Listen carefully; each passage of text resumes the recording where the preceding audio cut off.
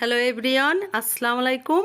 Welcome back to my channel from cooking studio by Farzana. আজকে আমি আপনাদেরকে তৈরি করে দেখাবো সিপি স্টাইলে চিকেন বল। কিভাবে কোনো প্রকার স্টিম ছাড়াই সিপি স্টাইলে চিকেন বলটা তৈরি করতে পারবেন, তার সব কিছুই আজকের রেসিপিতে খুঁটিনাটি আমি আপনাদের সঙ্গে শেয়ার করব। কোনো প্রকার ঝামেলা ছাড়াই খুব সহজভাবে আজকের রেসিপিতে তৈরি করে দেখাবো সিপি স্টাইলে চিকেন বল। তো চলুন শুরু করা যাক। 2 কাপ পরিমাণ চিকেন কিমা নিয়েছি।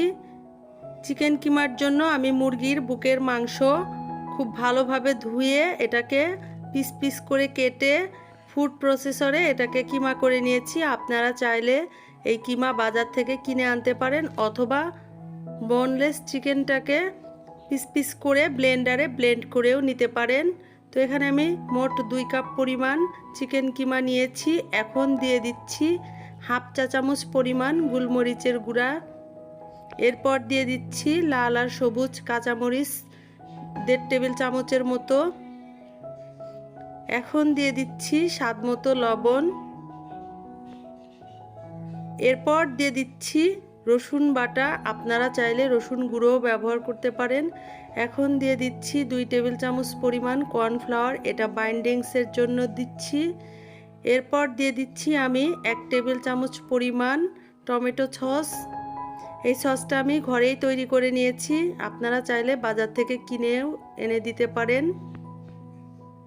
এবার আমি 2 টুকরো পাউরুটি এটাকে ব্লেন্ডারে ব্লেন্ড করে গুঁড়ো করে নিয়েছি, সেটাই দিয়ে দিচ্ছি।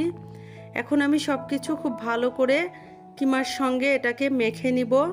এটাকে ভালো করে আমি মেখে নিয়েছি।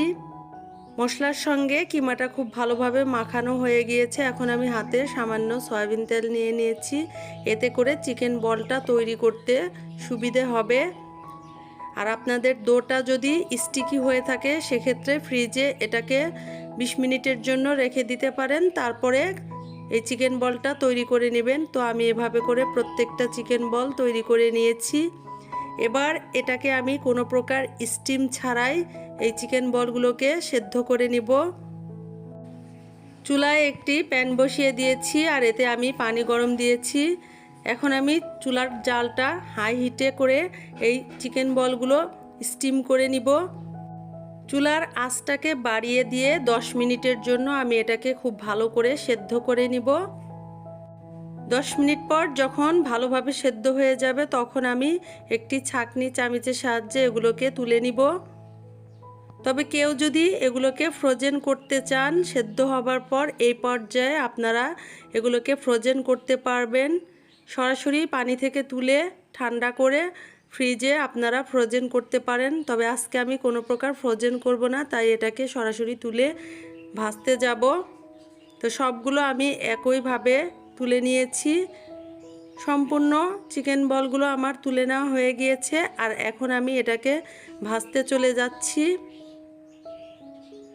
তো চুলায় আমি একটি প্যান বসিয়ে দিয়েছি আর এখানে তেল দিয়ে দিলাম হাফ কাপের মতো।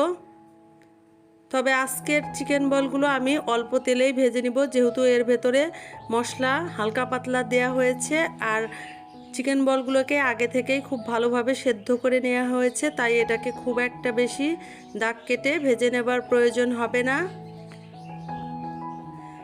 চিকেন বলগুলোর গায়ে যেন খুব একটা আঁচ না লাগে সেভাবে করেই আমি প্রত্যেকটি একটু করে উল্টিয়ে পাল্টিয়ে দিচ্ছি। আর এই চিকেন বলগুলোকে ভাজতে আমার 3 থেকে 4 মিনিটের মতো সময় লেগেছে। তো সবগুলো খুব ভালোভাবে ভাজা হয়ে গিয়েছে আর এখন আমি একটি পাত্রে তুলে নিচ্ছি। এভাবে করে তুলে নিলে চিকেন বলগুলোর কালারটাও যেমন সুন্দর আসে এবং স্বাস্থ্যকরও বটে। এবার সিপি স্টাইলে যদি পরিবেশন করতে চান তাহলে একটি শাঁসলিক কাঠিতে এভাবে করে প্রত্যেকটা বল গেঁথে নিতে হবে। আবার চাইলে সরাসরি ওভাবে করেও সার্ভ করতে পারেন। তো আমি একটু সিপি স্টাইলের মতো করেই সার্ভ করছি, তাই এখানে শাঁসলিক কাঠিতে প্রত্যেকটা চিকেন বল গেঁথে নিয়েছি।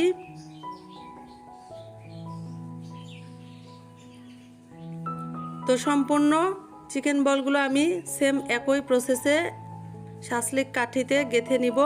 আর এবার আপনাদের সঙ্গে সার্ভ করে দেখাচ্ছি এটার লুকসটা কেমন হয়েছে। তো তৈরি হয়ে গেল আমার ঘরে থাকা উপকরণ দিয়ে খুব সহজেই সিপি স্টাইলে চিকেন বল। বাসায় যদি এভাবে করে চিকেন বল তৈরি করতে পারেন তাহলে রেস্টুরেন্টে যেয়ে খেয়ে আসার প্রয়োজন পড়বে না। তো আশা করছি আজকের রেসিপিটা আপনাদের সবার কাছে ভালো লেগেছে। ভালো লাগলে অবশ্যই আমার চ্যানেলটি সাবস্ক্রাইব করে আপনারা আমার সঙ্গেই থাকুন। সবাই খুব ভালো থাকবেন। পরবর্তী রেসিপি দেখার আমন্ত্রণ জানাচ্ছি। আজকের মতো বিদায় নিচ্ছি। আল্লাহ হাফেজ।